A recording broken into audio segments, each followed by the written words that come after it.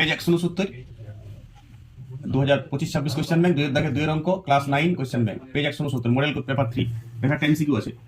SCQ আছে আর x + 2y x y গুলো তুমি ধ্যান দাও আর x + 2y এখানে আছে r + 1x / 3y তাহলে x রাশি চলরাশি বটে সহজ সমীকরণ আছে xy চলরাশি এটাতে পরিচয় কি পরিস্থিতিতে ইয়াতে কোনো সমাধান থাকবে না দেখো সমাধান না থাকার শর্ত কি x এর সহগ বাই x এর সহগ সমান y এর সহগ বাই y এর সহগ কিন্তু নট সমান হবে 5/2 বোঝার চেষ্টা করো 5/2 তো লয়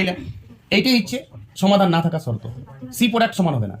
তাহলে সমাধান না থাকার শর্ত এটা ক্যালকুলেশন নেবার দরকার না এখান থেকে r এর মান তুমি সমাধান 7 এর করে বাই করতে পারবে 3r = 2r + 2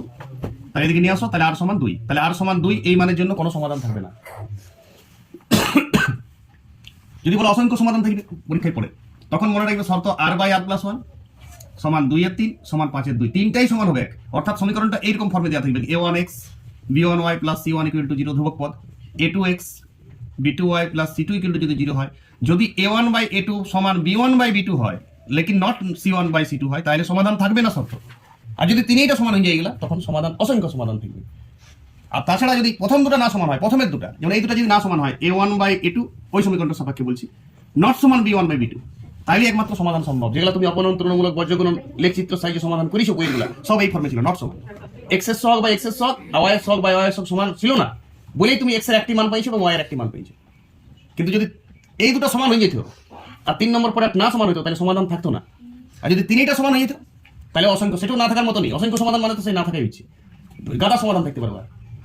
তার মানে বাস্তবে কি বলতে চাইছে সরলরেখা দুটো যদি একটা বিন্দুতে ছেদ করে তো একটা সমাধান থাকবে সরলরেখা দুটো যদি সমান্তরাল হয় তো সেটাই করবে এই যে সমাধান না থাকার শর্ত মানে কি সরলরেখা দুটো সমান্তরাল হয়ে যাচ্ছে আর সরলরেখা যদি একটার গায়ে আরেকটা চলে যায় উপরটা দিয়ে মানে একই সময় সমীকরণ বটে একটা সরলরেখা লাল তো ওর উপরই কালো সরলরেখা চলে গেছে তাহলে প্রতিটা বিন্দুতেই ছেদ করেছে তখন অসংখ্য সমাধান থাকছে এটা তিনটারই প্র্যাকটিক্যাল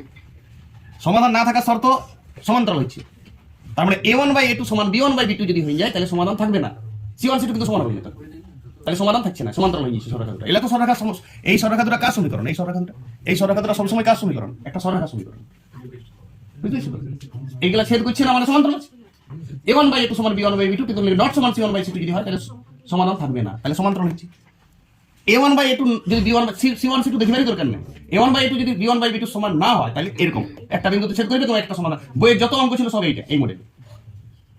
আরেকটা কেস আছে একটা সরলরেখার উপরেই আরেকটা সরলরেখা যদি সমাপতিত হয়ে যায় একই রেখার উপর দিয়ে চলে যায় যদি তাহলে ওর অজস্র বিন্দুতে ছেদ করছে তার মানে অজস্র সমাধান হবে